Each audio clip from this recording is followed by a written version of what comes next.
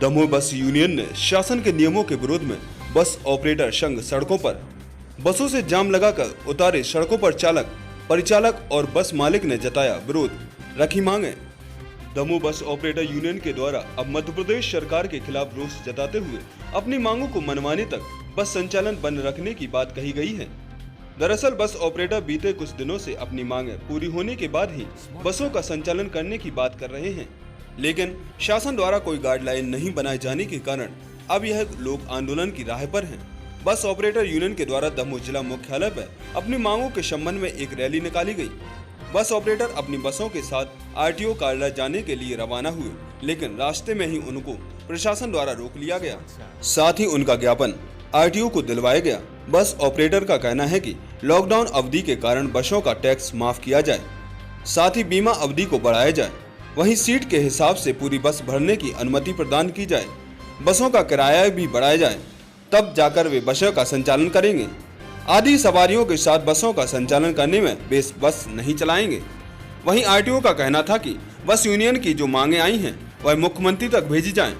साथ ही परिवहन विभाग के अधिकारियों तक मांगों को भेज करके समाधान पाने की कोशिश की जाए।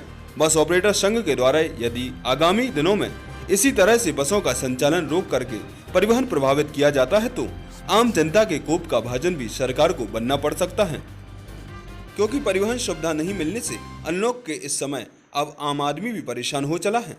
IN7 न्यूज के लिए दमोह से अजीत सिंह राजपूत की रिपोर्ट। होने के कारण यहाँ पे यात्री वाहन खड़े हुए थे बस स्टैंड पे और लगातार हम शासन से मांग कर रहे थे कि लॉकडाउन का टैक्स माफ़ किया जाए, परंतु शासन द्वारा कोई आज तक निराकरण नहीं किया गया।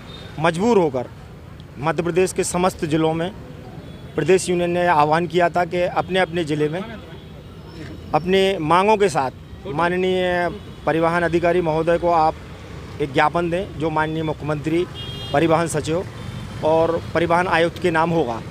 हम लोगों ने आज उसी तारतम्य में लगभग 200 यात्री बसें हम लोग बस स्टैंड से लेकर गए। हमें सारी यात्री बसें जिला परिवहन कार्यालय में ले जाकर खड़ा करना था, परंतु पुलिस प्रशासन द्वारा हमें किल्लाई नाके पर ही रोक लिया गया और हमें आरटीओ ऑफिस जाने की इजाज़त नहीं दी गई। क्या मांगे थी आपकी? सबसे पहले तो हम लोगों की मांग है कि हमारा 3 महीने का टैक्स शून्य किया जाए और आगामी 6 महीने के टैक्स में छूट दी जाए। दूसरा हमारा था कि जो हमारा लॉकडाउन पीरियड का बीमा है बसों का, उस बीमा को बढ़ाया जाए। इसके साथ साथ एक बहुत बड़ा पहलू हमारा होता है नॉन यूज़ का। गवर्नमेंट की पॉलिसी है कि आप सिर्फ 2 माह का नॉन यूज़ ही मान्य करती है गवर्नमेंट, परंतु चूँकि आगामी समय में डॉक्टर्स और सरकार के द्वारा इस तरीके के विज्ञापन दिए जा रहे हैं कि जब ज़रूरत हो तभी लोग घर से बाहर निकलें, ऐसे में लोगों का बाहर निकलकर मार्गों पर यात्री बसों में बैठना संभव नहीं है।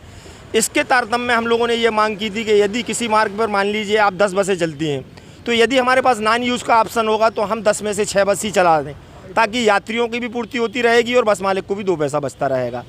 इसके साथ साथ वर्तमान में अभी आप देख ही रहे हैं कि डीजल का रेट लगातार बढ़ रहा है और इस बढ़ते हुए डीजल को देखते देखते आज 80 रुपये प्रति लीटर डीजल हमें प्राप्त हो रहा है।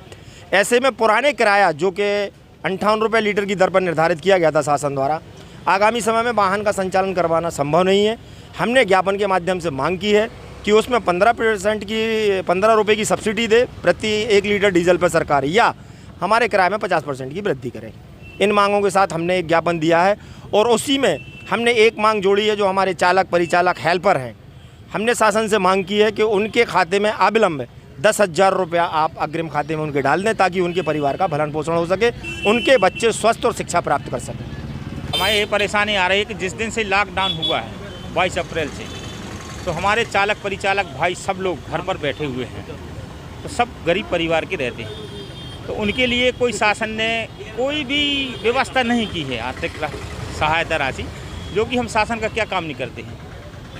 उनके चुनाव करवाते हैं, रैली करवाते हैं, मजदूर ढोते, हर काम में आते हैं। इसलिए हम लोग मांग रखें जिस दिन से लॉकडाउन चालू है और आज तक का पेमेंट किया जाए 3 माह का हमारे सभी चालक भाइयों का, परिचालक भाइयों का। इसलिए हम लोग, और अगर अनुमति मिलती है गाड़ी चलाने की तो हम लोग गाड़ियों पर नहीं जाएंगे, कोई भी और कार कर लेंगे, ईंट भट्टा का कर लेंगे, खेत खलिहान का कर लेंगे, हम लोग गाड़ियों पर नहीं जाएंगे। जिला बस ऑपरेटर यूनियन दमोह के द्वारा यहाँ पर हमको ज्ञापन दिया गया कि इनकी पहली मांग है कि इनका 3 महीने का टैक्स माफ़ किया जाए। दूसरी इनकी मांग है कि डीजल में की कीमतों में बढ़ोतरी की गई है, तो ये अपना किराया भी बढ़ाने के लिए मांग रखी हुई है। तो इन्होंने जो मांग रखी है इसके लिए इनका जो ज्ञापन है वो हम मुख्यमंत्री तक पहुंचाएंगे अभी, और हमारे ट्रांसपोर्ट कमिश्नर हैं ग्वालियर में, उनको अभी इसका मेल करेंगे। तीसरा हमारे पीएस साहब भोपाल में मंत्रालय में बैठे, उनके लिए भी अभी इसका ज्ञापन को हम मेल करेंगे कि साहब इन्होंने जो मांग रखी है इसको मांग पूरा किया जाए। इन्होंने 30 तारीख तक का आश्वासन दिया है, अन्यथा इसके बाद में दूसरी कार्रवाई करेंगे जी भोपाल में जा कर के। कितने बस चालक थे? और बस चालक थे करीब 1200 थे, 1200 करीब चालक परिचालक थे, और प्रत्येक बस के मालिक थे, मैनेजर भी थे इसमें शामिल। सर कोई जाम की स्थिति लगाई थी उनके साथ? नहीं, जाम की स्थिति नहीं, ये लोग आ रहे थे अपनी मांगों को लेकर के आरटीओ ऑफिस, तो यहाँ पे एसडीएम साहब और तहसीलदार साहब ने यहाँ रोक लिया कि, और मेरे को यहाँ बुला लिया आरटीओ ऑफिस से कि ये लोग ज्ञापन देने आ रहे हैं, इसलिए आप यहीं आ जाएँ। तो हमने ठीक है, मैं यहीं आ जाता हूँ बस स्टैंड। तो बस स्टैंड से चले होंगे, मैं यहाँ किले नाके पे आ गया, बस इनका ज्ञापन ले लिया। ज्ञापन से मैं उनका लाना पूरा आश्वासन दे दिया कि मैं आपकी मांग हम मुख्यमंत्री तक पहुँचाएँगे।